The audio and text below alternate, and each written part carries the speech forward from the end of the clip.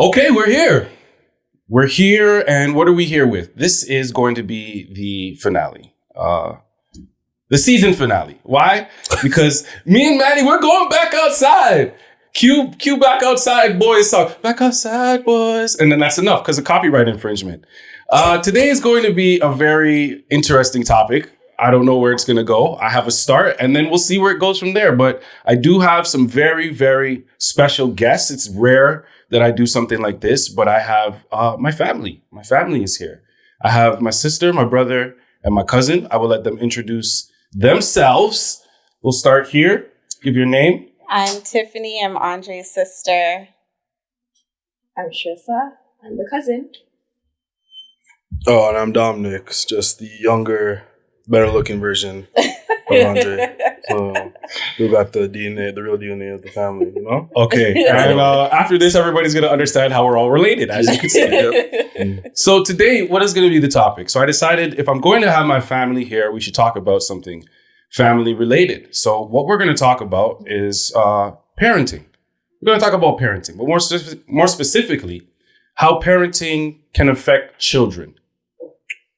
What parenting styles do you have? So I'm going to start off with a few, okay? Because there is a psychologist. I don't know how to say her last name properly, so I'm just going to leave it out. You can go ahead and research it. But she came up with a few styles of parenting psychologically that seem to be pretty pervasive. I found a fifth one, which I'll also include, but I'm going to explain them quickly right here. And then we're going to go through and talk about it a little bit more. So first we have this one. And I'm just going to see which one. Let me know which one you fall into, okay? So do you believe that kids should be seen and not heard? When it comes to rules, do you believe that it's my way or the highway? Are you taking that way? And do you not really take your children's feelings into consideration when making decisions? Is it more about, I know what's best for you, do this, do that? If so, you may be what they call an authoritarian parent.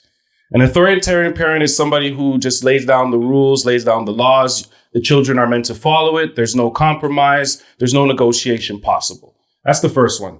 The second one that we have is going to be called the authoritative. Now, the difference between authoritarian and authoritative is authoritative, while laying down the rules, also lays down a little bit of feelings, a little bit of warmth, a little bit of consideration for their children.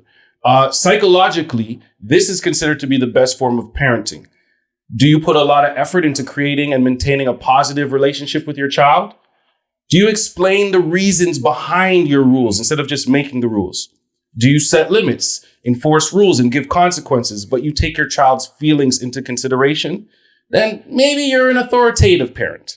I don't know why I said authoritative like that, but it got high pitched for a reason. I don't know.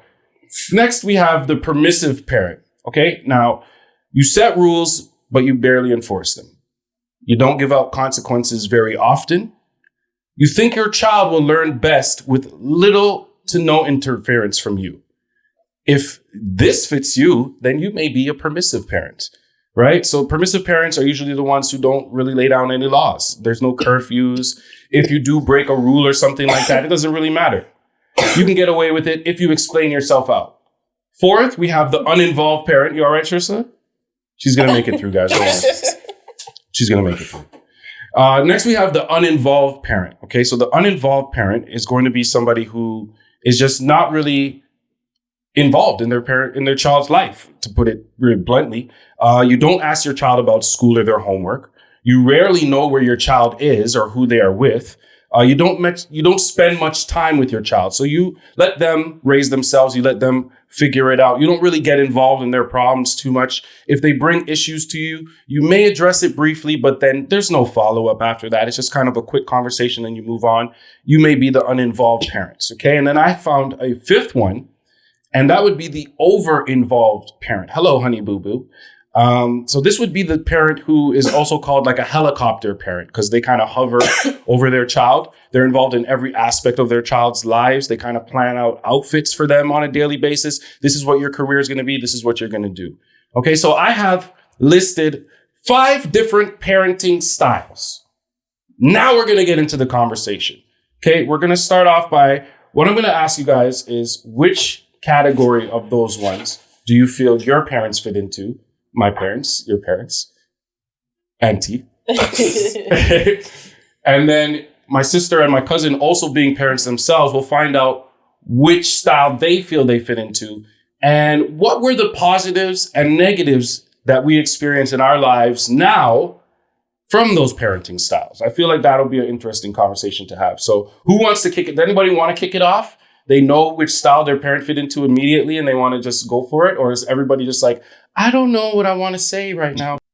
We'll start Tiffany. We're going to start Tiffany. I was already looking at this. What style do you feel mom fits into, Tiff? I feel like I would say she is the first one, authoritative. Authoritative? Right? Okay. Very strict growing up. Wasn't always Authoritarian. Okay,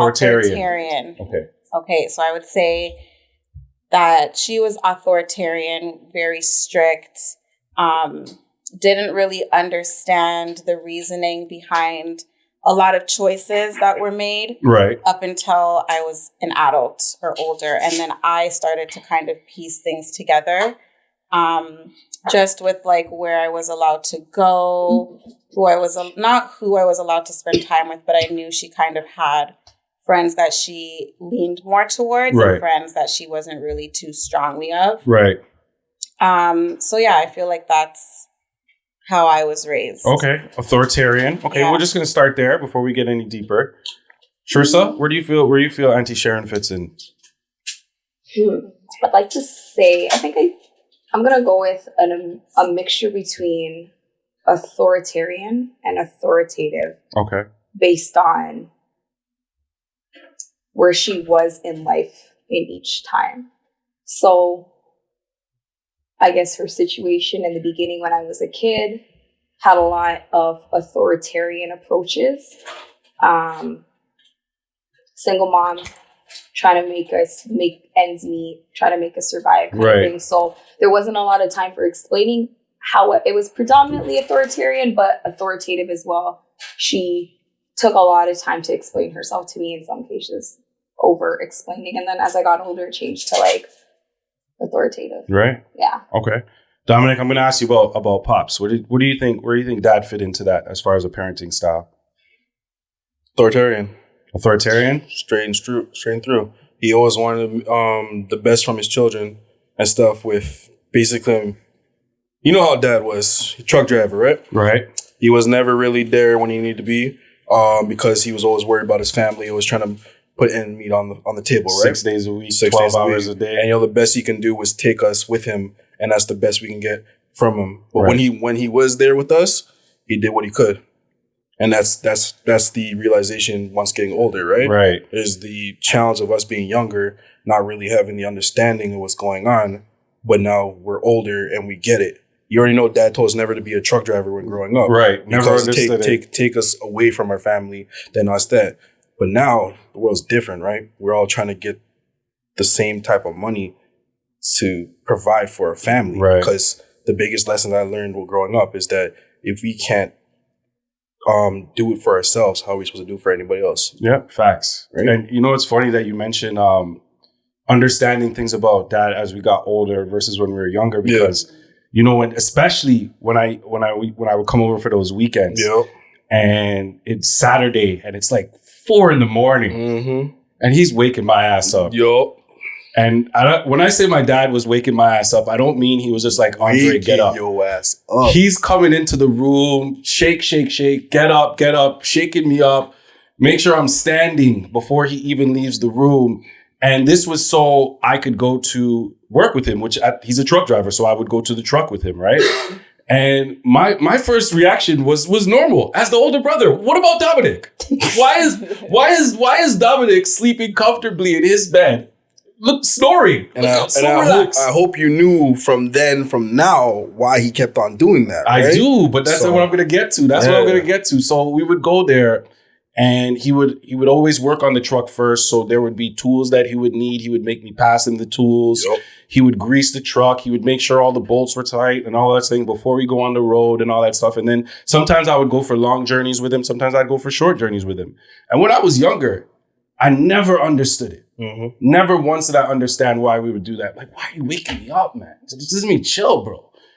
until I got older. And I realized that like, he knew he was going to be away. He knew I was only going to be there for a weekend. As especially with you. No, especially with me. Yep. Especially with me, because for those who don't know, well, you don't know, because I don't never talk about it, but my mom and dad got separated. They both got remarried. In the remarriage came Tiffany and came Dominic, right? So we share each a single parent. With Dominic, it's a father, right? So that's why I'm speaking about with him about my father. I'm speaking with Tiffany about our mother. Okay, so when he used to bring me, I never understood it, but like when I got older, I understood it more. And then it's more of a thing that just like with me, especially with only having the 2 days, because you can't really count Friday. I would come there Friday. He was working all day already. Drive to Mississauga to come pick me up from Scarborough. Go home. Let's watch a movie, which was really just code for I want to sleep. You guys watch a movie. Eyes open, snoring. He's snoring 5 minutes into the movie. He had no plans. No matter what the movie was, he had no plans on watching it. Literally like this. He's gone. He's gone. And then all of us are there watching the movie, trying to drown out the snoring, which is very different from an air conditioner. It's definitely not the same thing, especially at these volumes. Mimic them trucks. But you know what's funny? It's moments like that I look back on and it sticks in my brain because we were all there. We would still watch the movie, knowing that this was going to happen. You know what I mean? So it took time for me to realize. Now, for me, if I was to put dad in a category for me, he was more authoritarian to me, but that's because I didn't live with him, right? So did he lay down rules? Absolutely. If I ever got in any type of trouble or any type of drama, Okay. Okay. First of all, stop that, because as far as everybody knows, I'm a good guy. Okay? Don't you lie to these people. This was the one thing I was worried about, is like people are gonna learn a lot more about me than I probably want. Because you knew what type of people you were to have on this convo, and you finna get exposed, boy. I had a troubled youth. I got into a lot of stuff. I got into a lot of different adventures is what I like to call them. You know what I mean? Shenanigans is more like it. Yeah, shenanigans. There's a good one. There's a good healthy term for it. But yeah, so going through all of those things, I think he was more authoritarian to me, to where like if the rules needed to be laid down, they were laid down. But when I was with him, it was more of, not that we were boys, but I felt like I was hanging with a homie. Does that make sense, Dominic? With a teachable moment? Obviously. There's always with that, there's going to be a teachable moment. Authoritarian but I was approach. never afraid to have a real conversation with him, even if it was about like girls or anything like that. Do you feel the same? Like if I want to talk to him, like what's going on in school? Oh, there's this girl. Oh my God. I'm trying to, like, I didn't have a problem. Honestly, Andre, that's the one thing I was always envious about you, is that you actually had the proper talks with the male figure, right? Okay. We have our uncles, obviously, but they say they'll be there, but they're busy on their own. Right. So you had the guy talk, you had the woman talk. I never had those, right? I had my mom, who, again, her opinion is... She told you what she knew. On the female side of things, she told you what she knew. Never really understood what being a man was. I had to always learn that for myself. Right. Never learned how to drive at an early age. I had to do that later on in life. Right. Just all those things that you think... stuff like you're talking about truck and stuff. Dad taught me, but I was way too young to understand what was going on with that. Right. Like the best I can do is bring, I guess, a nail to him, and that's it. But you recognize tools now because of course I recognize tools because that's dad. Right? Small thing, but it was a different experience. It was a different experience. Right? I went on actual rides. You were older. You understood. You were retaining stuff more than me, right? I was just a little kid, like happy to be with dad, unless I get my ass beat for something I did wrong. You know. What was the adult's name? I mean, as much as I was a cousin, I was involved. All I know is that belt was on the mantle. That's the adult's name. I have no idea. On the top of the... I don't know, man. That's a whole different conversation, and that's something I definitely want to get into later. Disciplining children and what's the proper method, or if there's a proper method or anything like that. But I'm just gonna go to Tiffany because we share a mother now, and you said that you saw her as authoritative, which my experience with mom was different, but we had a different mother almost, because when you came in, there was a father around because Charles was there, right? We had a house when you were born, so you didn't experience the apartment dwelling and the moving around like I had to. I understand a lot of the things that my mom had to do to get by, okay, when it was just me and her, because when it was supposed to be me, her, and dad, didn't work out. Obviously, there was a few years in between the separation from my father before she met Tiffany's dad, my stepfather. So in that time, it was just me and her. So I, in that time, would call her more of an uninvolved parent, right? Where she kind of let me do my own thing. And that's even after you were born too. She kind of let me, because you've mentioned that to me before, that was one thing when you were younger, you were just like, man, I wish I could just, because I could go out and be out till whenever, at any age. That from the time I was about 8, 9, I could be outside till 11, midnight in my area. I wasn't crazy to be dwelling in these other areas and stuff like that, but I could be out. There was no phone call or no, like, where were you? Anything like that. There was never questions about school for me.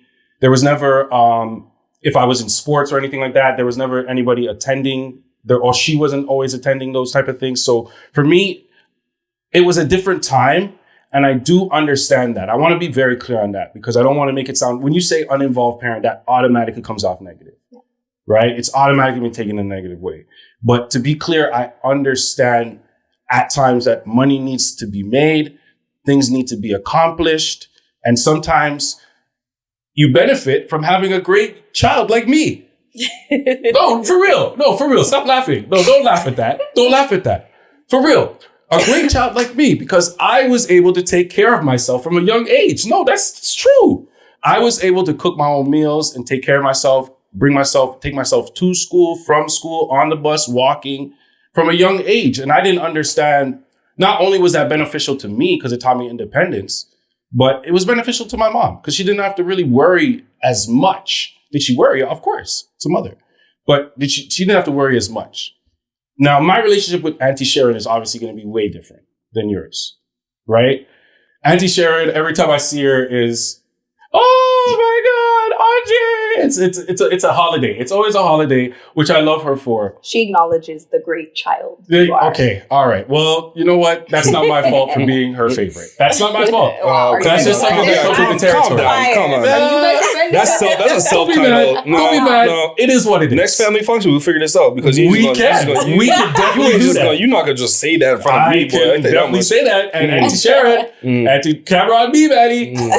Auntie Sharon, remember, I was the Messiah when I was born, so don't worry. We're coming, Auntie Sharon. No, I'm definitely her favorite. But our relationship to be continued. Yeah. Our relationship is very, very different to where when I go to her with things that she doesn't agree with, which I know this is the main part that's different from me and you, is there judgment? Yes, but not as much, not even close. Yeah, a fraction. She usually says, I understand why, da-da-da-da-da, and then it's followed up by something, which I know is completely different from your relationship with her, right? Yeah. It's more of a disappointing, or how would you describe it? How would you describe it? When you go to her with something that you know is going to disappoint her or make her angry, what is her usual reaction? I've gone to her with one thing in my entire life. Everything else I've managed to hide. That explains a lot. Yeah, I would say, a lot of the time it's the disappointment. But just like a lot of stuff that you said, now where I'm at, I have an appreciation and a full-blown understanding for why the initial feeling was disappointment. Right. Yeah. And what do you think that was? All the hard work. And I just like to go back to what you're saying about like an uninvolved parent and the negative connotation that comes with that term. Right, with the term. I would say like when she was uninvolved, I was understanding as it went along, because I guess the difference between you and I is you were a lot bigger going through the divorce process. Right. I was too. Right. So right. I didn't Also feel that separation at all because I don't remember having two parents in a household. Right. So I never got that sense of isolation or loneliness or anything like that. So when it came to those times where she was uninvolved due to school and stuff, I was old enough to understand why she was uninvolved as opposed to being a younger, like a child still trying to understand the world. Right. Yeah. So with these parenting categories, I guess you would call them, right? We obviously all have different views, not only of our own parents, but also me and you, we have different views of that. Mm-hmm. Okay, so I was going to say, fortunate for us, all of us, although we're aunts and uncles and mothers and fathers amongst us, we've all experienced, we're such an involved family that we've experienced parenting from each and one of our from different parents. aspects. Yeah. So with that being said, what do you think are the positives and the negatives that came from the parenting style that each of the parents had? So we'll start again with Tiffany. What do you think were the positives and the negatives from the way that mom raised us?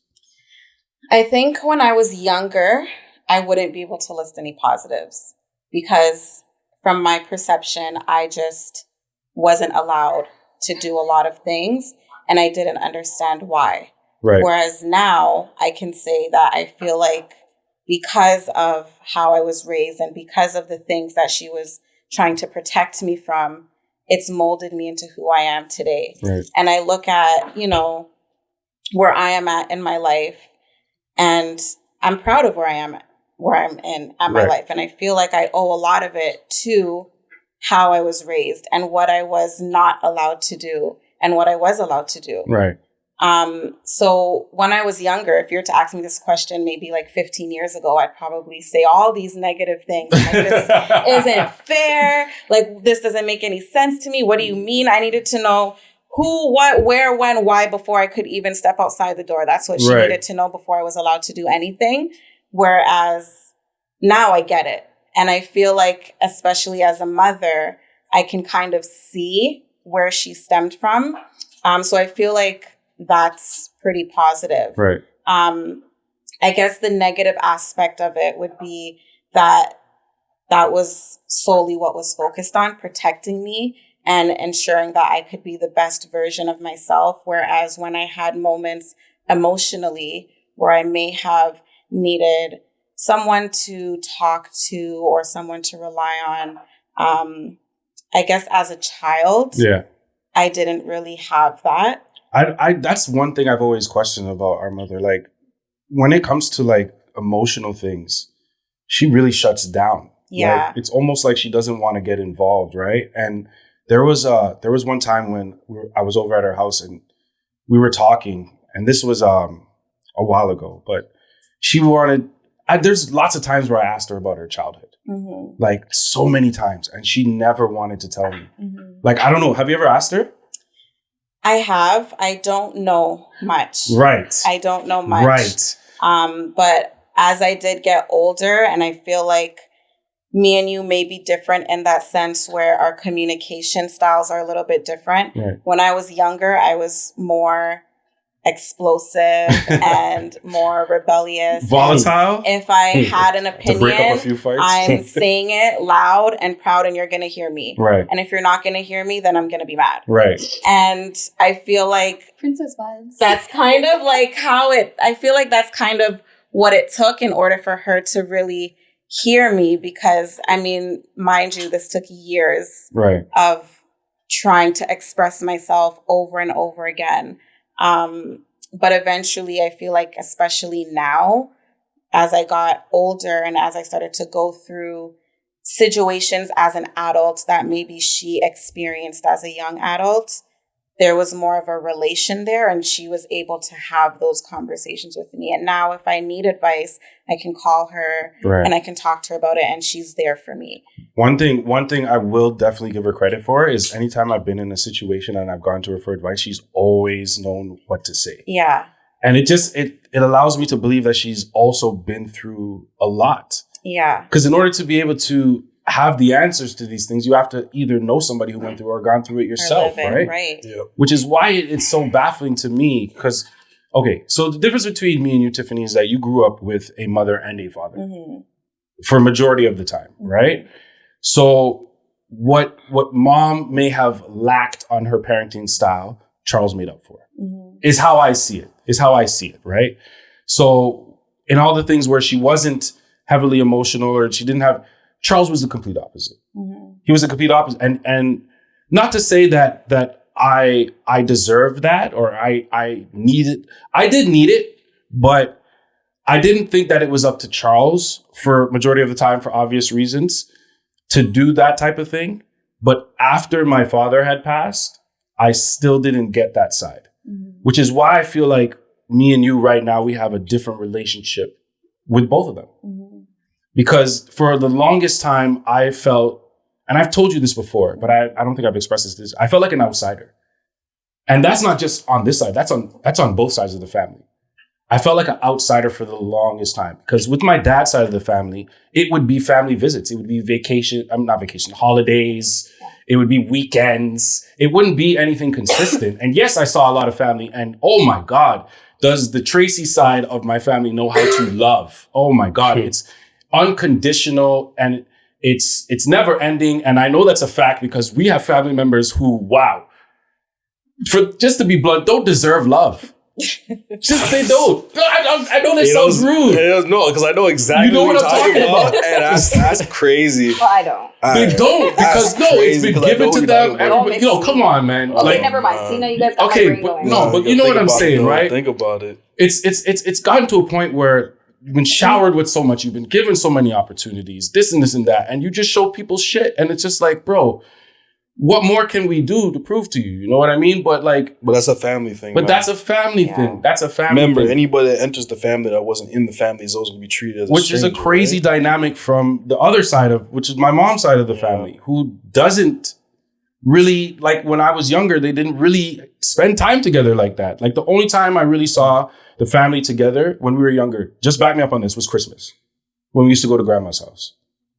See, I have a different opinion. I have such a different opinion. So that's crazy. Because from being almost in the same age group. And this is the thing. Is me watching whenever Tracy was invited over to that side of the family, we always seen that family together, family barbecue, stuff like that, right? I was gonna say our perception, but again, our side, so Tracy's side versus. Yeah, but it's like how it was, right? Back when we were younger, family functions were all was like every weekend. Right. Now it's just we gotta plan things months in ahead. Yeah, that's true. That's true. I mean, we're all older now. We have jobs and commitments and stuff. So it's different. It's different now. It's different now than when we were younger. But you said you saw it differently. Like for me, growing up, I felt like it was all about family. And I feel like even now as an adult, what I want in any relationship, in anything is family focused, because I just remember, going to grandma's house Christmas, but I remember going there for Thanksgiving, going there for Easter. True. Every year, my parents hosted a family barbecue.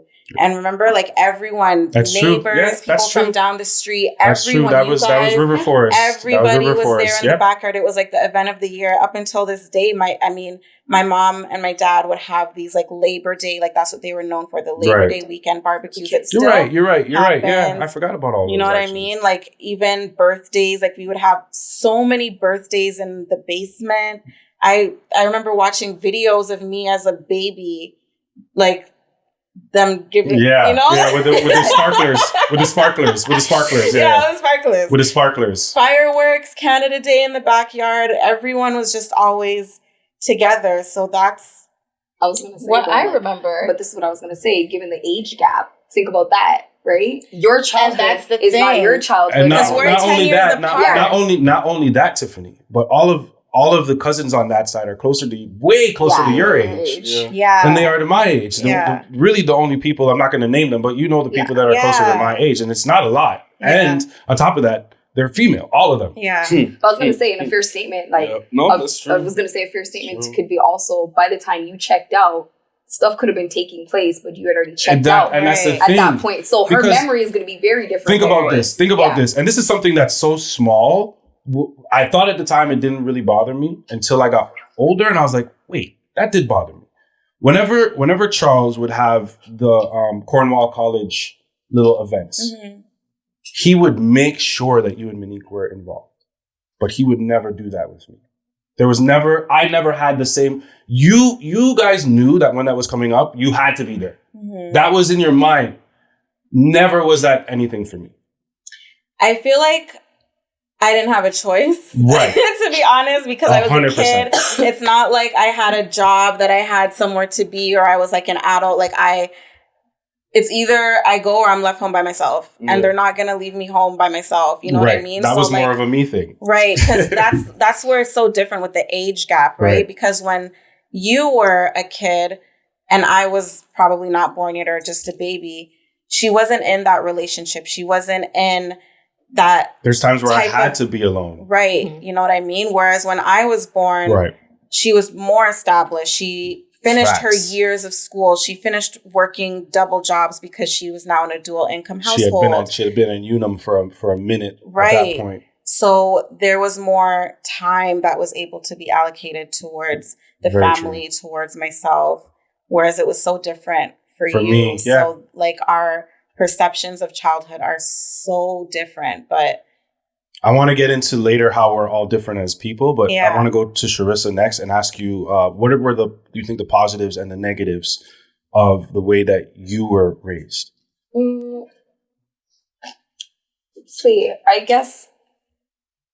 And you said Auntie Sharon was authoritative again? I think in some aspects it was authoritarian with authoritative intention. Okay. Or authoritative with... Oh, yes, you said it was with an authoritarian background. Like it comes across as a background. And these are all stuff that I came to realize as an adult, as a parent. More so as a parent than just being an adult, because I was a whole child before I had a child. So, but let me start with the negative. I guess my whole life having that authoritarian approach and I'm working hard, bit of background. My mom quit her full-time job when I was 10 to go back to school full-time. Right. So grade 4, it was part-time. She was in school. Grade 5, she's like, we're doing this. Yeah. So for me, I would say the negative aspect of all of that, of the involvement sometimes and too swamped in schoolwork, being so swamped in schoolwork, all she wanted was me to produce at my best because she knew the parenting wasn't going to be there at 100 because she had to focus on her schoolwork. Right. But what I got from that, the negative of that was I was never good enough. It was always complaints. And I think unintentionally, I was rebellious. Mm-hmm. I was getting in fights. I wasn't going to school. Trying to get the attention that I knew she couldn't afford to give me. Right. I knew. I was smart. I was overexposed from a young child. I knew that she couldn't give it to me. But the negative of it is a lot of our arguments were based on me saying stuff like, why don't you say nice things about me? Why don't you tell me the good things that I do? Why is everything you have to say to me is bad, bad, bad? But I did this, but I did that. And then it would revert back to my friends of, your company. What's it saying? Your company's who you keep with. The company you keep. Some crap. I don't know, whatever. No, see, I already forgot it. You are the company you keep. Right. And I kept trying to explain to her, this is one point I'll never forget. I kept trying to explain to her that I'm not like my company, but they understand me. They are who I can speak to right now. Their parents were MIA and neglectful for their own reasons. My mom had a reason. Yeah. Our moms were very different. Right. But they understood me when I'm hey, my mom's not home. You still understood the rules. They understood, yeah. Right. So they listen. That's the biggest part. Yeah. But I was going to say the negative is never feeling good enough. Never hearing what I'm doing good. Okay. Yeah. And the positive of it, I would say, is now as a parent, and a lot of the times I've recognized I do have an authoritarian approach, but my child's 3 and I shouldn't. So you're kind of following. I am following. A lot of the times when I hear myself talking, I'm like, yeah, mom. And there's people around me who will be you sound like Auntie Sharon, right? And I'm like, yeah. And then what sucks is I sound like Auntie Sharon, but my kid's 3. So a lot of times I have to catch myself and slow strides, slow strides. But the positive of it, is I understand why she was the way she was. I understand that hardworking, going to work, trying to be, I guess the difference, a huge difference is my mom was mom and dad. Right. My dad was there, but my mom was mom and dad. Right. But what I do get from it now is you go through all these trials and tribulations and challenges and difficulties and want your child to just behave and learn and grow. And I see that now. That's what I get from the positive I get from it is wow, I actually understand why she was so hard on me. With Auntie Sharon, she can be really strict. That's obvious to see in her. You know I was going to say, Tiffany said she needs to know who, what, where, when, why to get out of the house. I didn't have that opportunity, period. I didn't go anywhere at all. If I went somewhere, it's because I snuck. With me, I always feel like there's an intention behind it. Like, but she is so heavily religious that I feel like that plays a lot. Yes, 100%. And no, it's true. No, it's true. Yeah. Her family, man. My aunt is one of the most religious people I think I know in my life. Where she doesn't just do church on Sundays. It's one of those, right? She don't play church. It's Bible study. It's this. She's on a retreat right now. I asked you, the first thing I asked her when she told me that my aunt was on a retreat is if it was a church retreat, because that's what I expected it to be, right? So you have a lot of these religious beliefs that she tries to put forth. And I feel like, here's the thing. Here's another example. I got to experience Auntie Sharon before you. I was going to say, like, I also had to switch from parenting before church to the Christian mom. Right. That was my transfer. So that's exactly what I'm trying to say. I got to experience what it was to be around Auntie Sharon, and that experience before she became so heavily religious, before she got into all these things, right? So it's not to say that she changed as a person, but she definitely became more strict. 100% became more strict. And I was always curious as to how that would play out, because she's not here, but I see her, how she treats you versus how she treats Brianna. Right? And it's almost like the difference between me and Tiffany or me and Dominic. When I say that, I mean the oldest and then the next one to come, or then the youngest. You know what I'm saying? Yeah. The difference in how they're treated. And I feel like a lot of parents do this, and it's subconscious. And it says to me, I know what I did wrong. So let me fix it with this other child. The problem I have, and you could probably back me up on this. Why is it not transferred back onto me once you realize that? You ever thought about that? Yeah, I mean, I have, but I guess I'm also like, we are at this place now where it's now getting transferred back on me. Right. But it took me leaving the house. Right. It took me leaving the house. Yeah. The first time I moved out, I say the first time because there's so many times. The first time I moved out was hilarious because it probably wasn't even a month later, and I was asking for it for months. Well, a few things. I wanted cable in my room. Okay. Wow. She's laughing because she didn't know that. What a time to be alive, right? Right? I also, you probably knew this, wanted a dog for the longest time. Oh, yeah. Same. I moved out of this house months later. There's cable in premium. Cable is now in the guest bedroom for grandma and grandpa when they come once a year. That's what it's in there for. Cable is in my room, and all of a sudden, here comes the puppy. Yo. Here comes the puppy. Here comes DJ, and DJ is loved. But when Andre was younger and Andre wanted a dog, can't have no dog. Ew, can't have dogs in the house. Yeah, what kind of house do you think this is? They can't have that. No. Can't have that. So I thought that was funny that you mentioned that. As soon as you leave, that's when things start to change a little bit. You get autonomy. Yeah.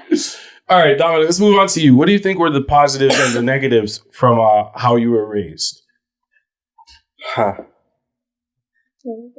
So that's the thing, right? Between me and you, right? The difference? The difference. You were older than me. Right. You have more of a memory with that, right? Right. When Dad was around, you obviously know that Dad's home, right? His presence was very large. Presence was very large, right? I can say that's the positive. Dad was around. Dad was the authority because, father, mother, that was the household I grew up in. Right. And then obviously when everything happened, when Dad passed, just Mom, right? Right. So positive, Dad was there. He did what he could. And then he got his dream of getting a house for all of us. Right. But the dream was cut short. Right. And then it was just me and Mom. So I don't see a negative what my dad did because you don't feel like there was enough time? There wasn't enough time. I wasn't 13, 14 years old when Dad passed or something like that. I can say the ass whoopings were the negative. But that was him trying to be disciplined because even with that, he would come back maybe like an hour later and he would explain to me, you know why I did this? You need to understand. Right. There was a talk. And what you need to do. Right. Learn from it. Right. Type of thing. But it's like I was saying before, I never got to learn the things that he got to teach you because you're the older brother. I didn't even realize I was being taught. I know. That's the thing, that's the funniest thing about it. That's what's up. And me being my age, I'm just thinking to myself, my dad is the strongest person alive. Yeah. Never in my wildest dreams. Yeah. Because when we got that call saying my dad was in the hospital, my first thought was like, man, he got a cold. That's pretty much it. Oh my gosh. And then when we went to the ER and we saw him, when I see him laid on the bed, passed out in the thing, and then maybe us going through, I don't know, 5 different rooms. Yeah. Just to find out later that this strong man that I idolized as a young boy passed away. Yeah. And then all the information. And then everything just being a blank. Like I had no emotion back when I was young because I know you had to process that. Yeah. Not even when we cremated him. Yeah. I could process that. I just saw flames. It was blank too. That's it. I was blank. I was gonna say that. I don't think, and you know what? I try to reflect back on that moment, and I don't know how clear you remember it, but it's not that clear for me. It's vivid for me. I don't like when I say that. I don't remember who was crying and who wasn't crying. You know what I mean? Like it was just me. Like nobody else was present. Like I didn't notice anything else that was going on. It was just me watching and just looking at that thing. Like like I don't even know what's happening. You know, like I still didn't believe it. The one thing that stuck in my mind, that whole entire thing, was the argument with the Bible. Remember where they're trying to cremate him with the Bible? Well, yeah. And that was the most important thing for whatever the party was arguing about. Not the fact that we're your brother, and your I'm trying uncle, to justify it because my father, all that thing, right? Trying to justify that, right? That's not the point, right? Right? Even with the I guess the wake party at the house when after our cousin brought over the friends and they didn't even know who he was, home this was or what this was. Yeah, they were just this was just a party and asking where the food at and stuff like that. Those are things that I took from that whole entire event, right? I didn't even know. Yeah, no, that was. I remember because you're saying it. I remember now. Yeah. And then why most of Dad's friends didn't want to speak to my mom because they thought it was her and that type of stuff, right? Those are the things that I remember from when my dad passed away. Right. I remember the good times when we were young and we did things and stuff like that, and just some of the teachable moments that retained into my mind. But other than that, I have nothing else. Right. The thing with you that's so tough is just like, because like when we were on the road, like me and Dad, we would talk about a lot of things, but we would always talk about you. You know what I mean? Like Dad would always bring you up in a way, just like he looks up to you. You got to do this. You got to do that. This and this and this. But he would always say, if I passed this, if I passed that, if I passed this, right? So for me, it was tough when he did pass because not only were you young, but I was young too, bro. Like I was still in school. Like I couldn't process it. And then on top of that, I was mad at him for whatever reason that I was mad at him. So we weren't even talking at the time. Because he wasn't there. Well, you know what's funny is I look at myself now, and to be 100% honest, I kind of replicate a lot of the things that my dad did that pissed me off. Yeah. One of them that used to piss me off is he would make a lot of promises and not follow through. As I get older, I realize that I do that a lot as well. But the thing is, like, my intentions are genuine. Like, I really want to do these things. It just, things doesn't go stack up. Right. A lot of shit goes wrong. I'm there with you, man. And then you can't flip it. And then you're like, I don't know how to explain this to people. So all I'm going to do is I'm just going to let it fly by and just pass by and just not make it something that's real, which is tough. But it's just like, there's been times where I've been other places, and you get this too, where they're just like, you remind me so much of your father. Yeah. And it's like, I don't even know what I'm doing. It's like, I don't even know what I'm doing. And I say that to say this. We both had limited time with him. Yeah. But I want you to understand that with him, he definitely left an impression on you. You know what I mean? More so than you even know. And I don't know if it's just that you have to get older to understand it. But it definitely took me a long time to fully, I'll tell you that. It took me a long time. Did I understand certain things? Yes. But it took me a longer time to fully, and there's like 9 years in between us. Yeah. There is 9 years. There's 9 years in between us. And it took me a while to fully understand. But I feel like as you get older, you'll fully understand that the man put a lot in us in that short period of time, as far as a positive. And I say that because when you explain it to me, how you had a limited time, I feel bad, bro. Because we understood what he was. You understood what he was. At that age, right? I was always ecstatic when you came over. Right. Remember us playing Blade. Yeah, man. I was super happy to we started like doing all those things, playing WWE. We played, oh my God, we created a tag team. Yo, my God. Yep.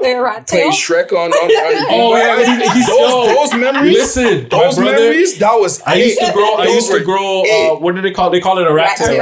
I used to grow a rat tail for the longest time. It's like one ponytail. It's like one ponytail that hangs out the back of your neck, right? I don't know where it comes. It's a Caribbean thing. All the cousins, all the female cousins, auntie, them always want to press it, bring it up, and things like that, pull it down. Oh, my younger brother went and did the same thing. He got himself a little rat tail too and was flexing. I had no choice in the matter. I just kept it because it was a thing. It was a thing. It was a thing. It was a thing. Can you imagine going to the barber those times that they cut around it? Keep that one. Because when Dad stopped cutting hair for the brief period of time, he was always at the barbershop to make sure the hair was good. He's like, let me get a little bit on the top right there. All them things, right? It's funny, yo, because Dad got his barber's license. I want to put that in quotations, but I have a cup in my hand, so just one hand. Quotations. Barber's license. This is why I say that. All respect to my pops and everything, but one day he sat me down. I had to be probably about 11, 12 years old. And he sat me down. This is after I was getting haircuts from other barbers, right? So he sat me down and he's like, all right, what do you normally get? I said, okay, Dad, this is what I want. I want a fade on the side and the back, this level, and then I need the top at this level. Because I remember the barber saying it. He goes, all right, here's what I'm going to do. Here's what I'm going to do. I'm going to put this blade at one level. Mm-hmm. We're going to cut everything down, and I'm going to give you a sharp in the front. And don't move your head. But when it nick you, oh, Lord Jesus. And the thing about it is, I remember going to the barber and them having plenty of lighting. There's tons of lighting necessary. Nope. With my dad, there was one light in the basement. Yep. And it was one chair. And listen, he had the equipment. And it got it done. You know what I mean? And nobody made fun of me. So that's what it is. What I'm trying to say this anecdotal story for is just because, like, I feel like my experience with all of you and your parents is very different. Our parents, your parents, is very, very different. Now, with me, I'll get to my positives and my negatives, okay? So my positives from the way I was raised is I love the person that I have become. I am a strong individual. I'm confident in myself. I don't take shit. I know when to control. I know when to leash. I know when to not get in trouble. I know when to move. And these are things that, ironically, I learned from being raised so independently. The thing about me, though, that people have to understand is the way that I am is rare. Being raised the way that I was raised. Rare. It's more likely that I should be dealing some drugs. I should be in jail. I should be doing all these types of things. But with me, the balance between my parents, my father not really being able to be there because we live separate, and my mom, the way she raised me, also put in me that I wanted to prove myself to both of them. For the longest time, everything that I did was to prove to my parents that I am amazing. Mm-hmm. Did my dad tell me that? He did when he saw it. There was times where I brought him my music and then he wanted to be my manager. I told him that I was into basketball. A month later, there was a basketball net on the driveway. This is things that he did. You see what I'm saying? So that's from that side. Versus my mother's side, the other side, when I went to her and I said, I was 1 year into university and I said, I want to do music. I don't want to do school anymore. I want to pursue music full time. And Charles was there for the conversation as well. Their response to me was, they gave me the percentage of Black people that dropped out of university, post-secondary school. They gave me numbers for Black educated people. Yes. They reminded me that I was the first boy in our entire family to get into post-secondary education, let alone the University of Toronto, one of the toughest schools to get into. This was the conversation I had with my mom versus the conversation I had with my dad. So in that, there was still the, I want to prove that I'm good enough. So I tried to do both. Tiffany's not here. She knows I tried to do both. I tried to do music and I tried to go to school. And if you've ever tried to do both of those things, they're impossible. It's impossible. Because with that, I had a deal with my cousin, Sinette, that she still gripes me for, that we were going to start our own legal firm together. So I had put myself in a position where I couldn't win. I have a lot of people to please. I had a lot of people to please, and it's because it's a lot of pressure. And it's because it shows a difference in the way that versus me and you.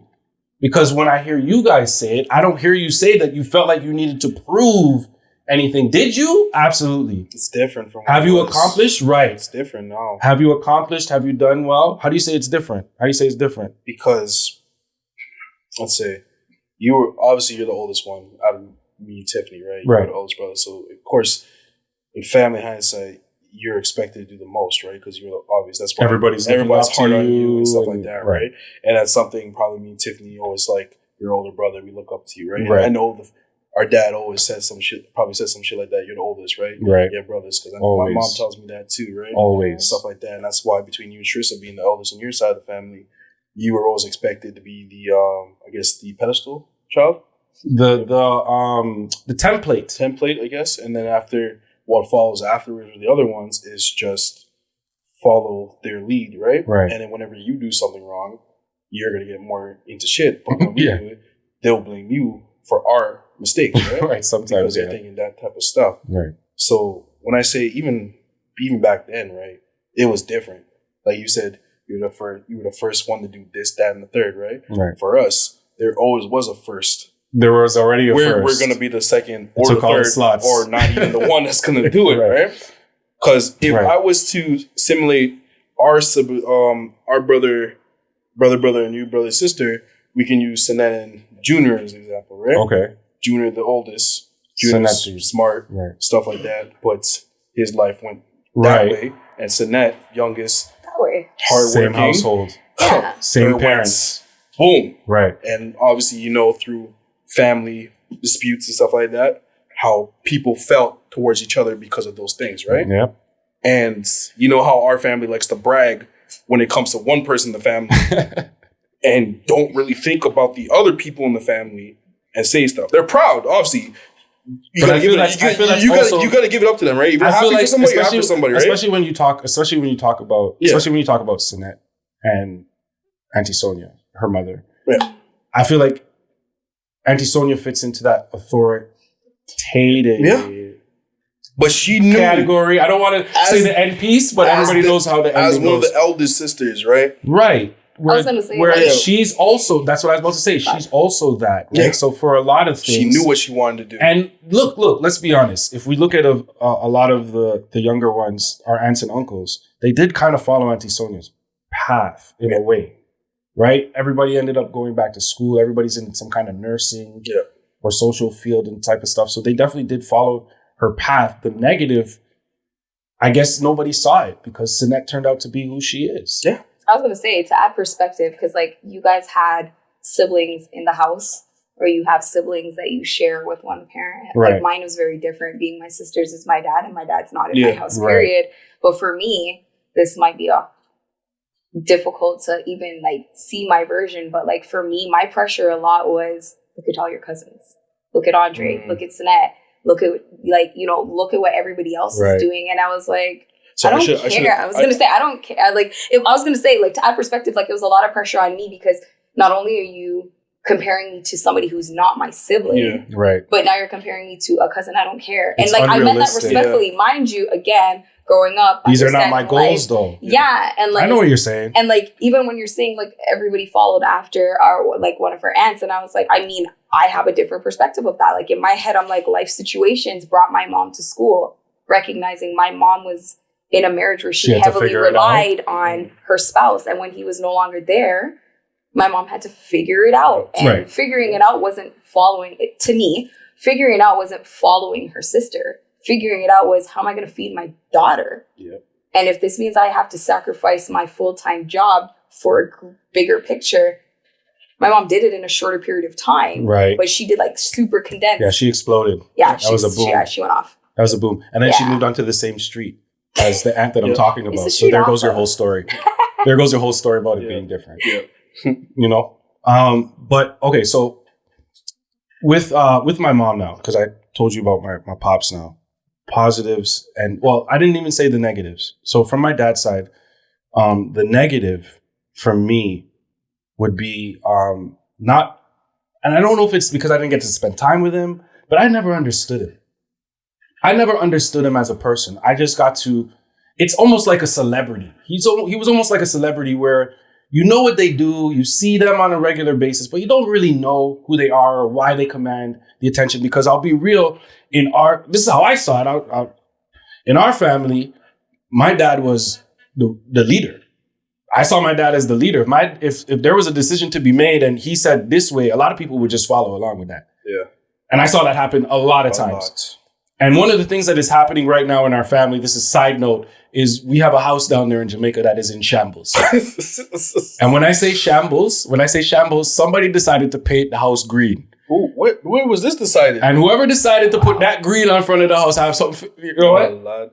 It's still green. But Still green. I think about that because I say if my father was still here, there's not a chance that house would be in that condition. And that's when I say, because they had somebody to make decisions, and I love my aunts, I love my uncles, but they're not decision-making people. They're not authorities. They're not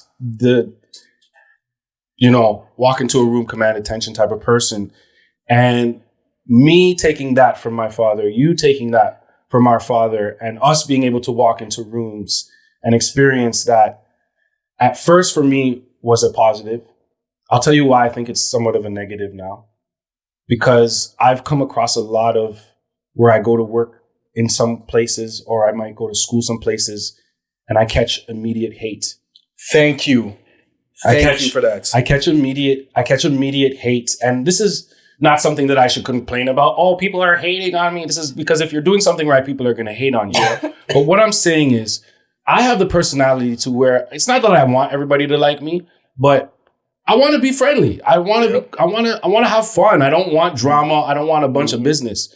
But because of the personality that my father passed down to me and how it just automatically commands, it's made it difficult for me to kind of be able to just exist without somebody kind of just, I don't like the way this guy's personality is. You know what I mean? Yeah. That's not really a huge negative, but when you're trying to elevate in a career, and you have people above you who fit this characteristic or fit this personality or thinking, it makes it a little bit different, right? Mm-hmm. Now, with my mom, the positives that I gained from my mom raising me, 110%, is I am street and book smart as fuck. I don't humble that. I don't dumb it down. And that 100% came from my mom.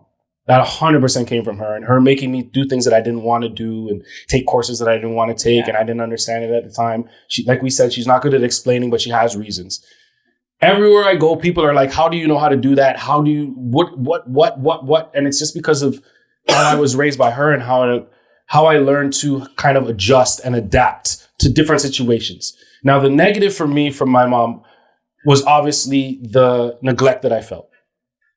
If you're a parent, and let's say your child has a dream, you yourself may have a different dream, a different view, a different outcome for that child. However, what you need to think about is the fact that once you crush that child's dream, it's more than just that. Because it's also their self-confidence, their self-esteem, their belief in themselves. Because if my parents don't see it, and I'm explaining it to them, how am I going to see it in myself? And with me, that came with music. People always ask me, Dre, why weren't you bigger in music? Why weren't you doing this in music? And for those who know about my musical journey, I tried. I really, really did. You did succeed a little bit. I did succeed a little bit. You did get a song on the radio. I got a song on the radio. So don't ever doubt yourself. Thank you very much. Thank you very much. I've been on a few charts. It's been good. Can't remember the name, but you know. Okay. That's my brother. I love you still. That is my brother. But it was difficult for me because I always felt in the back of my head like I'm not doing the right thing, even though I was doing what I wanted. Yeah. And I want parents, the reason I'm doing this whole episode, the reason I decided to end the season like this is because if you are a parent or you are want to be a parent, you need to understand these parenting styles and how they have affected people in real life. What better way than to have my own family here to discuss the differences in dynamics between how we view the exact same person, right? And it's funny because when I thought about this topic and I brought it up to each and every one of them, I myself had anxiety from it because obviously when you talk about your parents, it could be a very dangerous topic, especially when you're talking very honest stuff. But I believe that it's something that needs to be said, not only for just a topic of conversation, but for people to look on and reflect on not only themselves, but their children and what type of future you're actually building for your child with what you want to do. Now, it's all good to have, beliefs that I want my child to become this. I have this vision. I have this. But at some point, you do have to let go. Not let go to a point where you're not involved at all, but let go to a point where you let them make mistakes and stuff like that. And I believe from this conversation that people can at least see that, or if you're a parent, if you're a mother and you're a father watching this and you have multiple children or even just one child, just pay attention to the fact that me and my sister, me and my cousin, me and my brother have two totally different perspectives of the same parent. And we grew up in the same households, essentially. For those who don't know, I spent a lot of time with Auntie Sharon as well. Okay, I never said that. She was definitely the third parent. That's without a doubt, no doubt. So I want everybody to take from this. I don't want to get too deep into this whole topic of conversation, but I want people to understand from this that what you do does affect your children. It has affected us. It's affected our relationships. I can say for myself, just to be out there and blunt, I have struggled with love for the longest time in my relationships because I love the chase. I love the chase of, oh my goodness. Do I love chasing after women? I love it. I love the journey. Your brother's kind of the annoying. Okay. All right. I love the journey. But let me tell you that once I catch that girl and a few months pass by, it's on to the next. Is that where I get it from? Really? The chase? That's where I'm telling you, that's definitely. You see really, my life guys? We're gonna have to talk after this. I'm telling you right now. And the thing is, I'm thinking to myself, I didn't know what Dad was like when he was younger, but he definitely wasn't like that. But that's the thing, right? He definitely wasn't like the that. One But thing why? What is it that you're chasing? Love. I love the challenge of this is a girl that I'm attracted to. Yeah. Let's make her attracted to me. Yeah. And once mission is accomplished, then you've done what you need to do. Maybe it works out too many times for me. I don't know what to say. Maybe it always works out and I got bored of it. But I'll say this, when it does happen, I do come to a point, and I know from doing this research that that's just because of how I was raised now. Like small things like that I didn't really understand why I do this. Mm-hmm.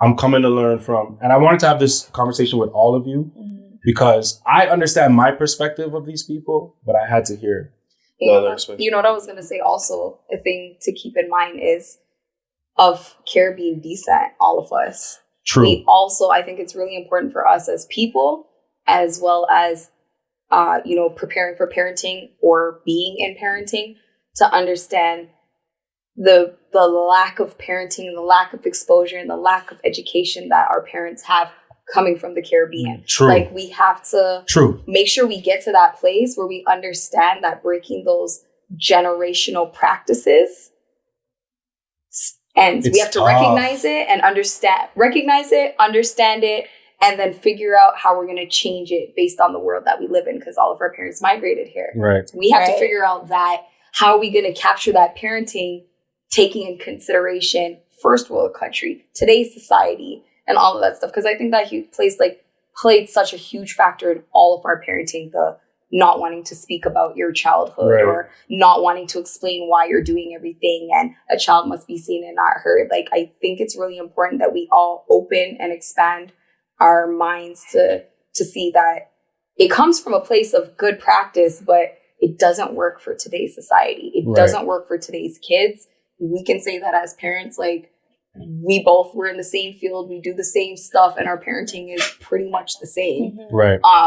But we've adjusted it to fit today's society, but not forgetting our roots, our value system, and making sure that our children walk with pride in each stride. Like, And That's I a good think subject. just to add to that, like, just acknowledging that because all of our parents came from the Caribbean, they came to Canada to have a better life. Right. So they came up here with the intention of doing the best they can for themselves. And I think as parents, when you have your child, that's what you want for your child too, right? Yeah. Like, we know all of our parents wanted the same things from us: to be a successful Black person in today's society, to go to school and get a good education, to earn good money and make a good life for yourself, because that's what they wanted for themselves. And especially as like the firstborn, it's your pride and joy. Yeah. So what they grow up to be is almost like a reflection on you as a parent. Right. which Right. is, I was going to say, why I understand why the initial thought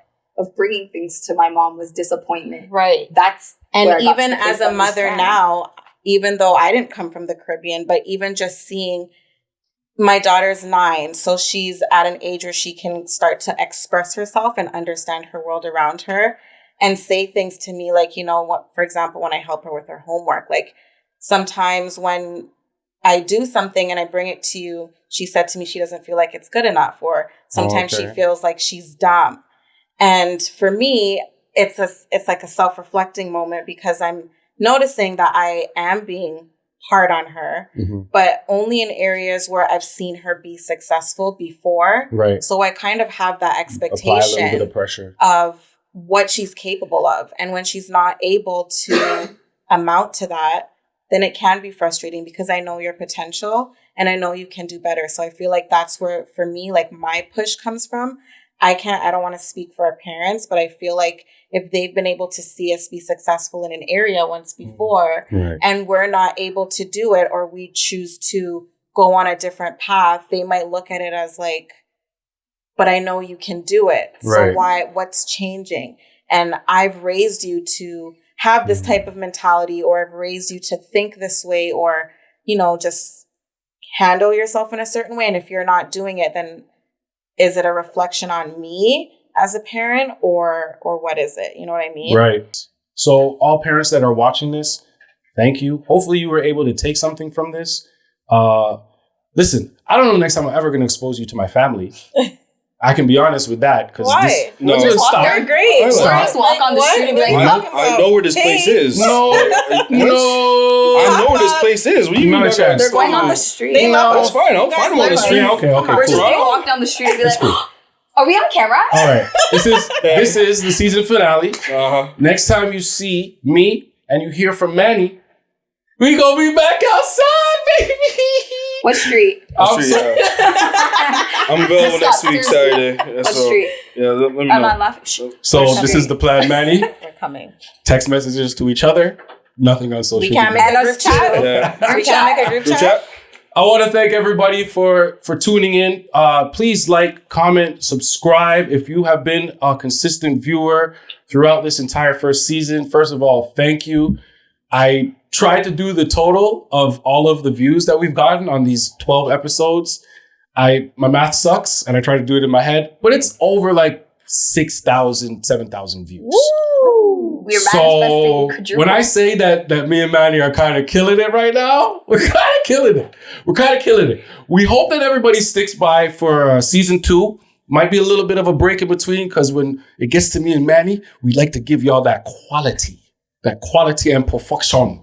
All right. Sorry, what word was that? Yeah. Perfection. All right. One more All time? Perfection. Yeah. We like to give you that. You know what I'm saying? So we hope that you come back for season 2. I want to thank We Love Hip Hop. I want to thank Friday. I want to thank Manny. And of course, And I want me. to thank... Shressa. The first. Okay, Big so up. I wanted to get to that. But Go this is, ahead. Go ahead. once again, this is my family. None of this shit You're gonna surprises see me. us season 2, so I don't know. I why you know, took it. like season finale, season Yeah, I opener, don't know. maybe. Better holla at Manny about What do this you mean? shit. Hey, Manny. Oh man, hey, thank y'all for tuning in, man. We'll be back with you shortly. You know what it is. Subscribe below. Subscribe. Peace sign tilted head. We're out.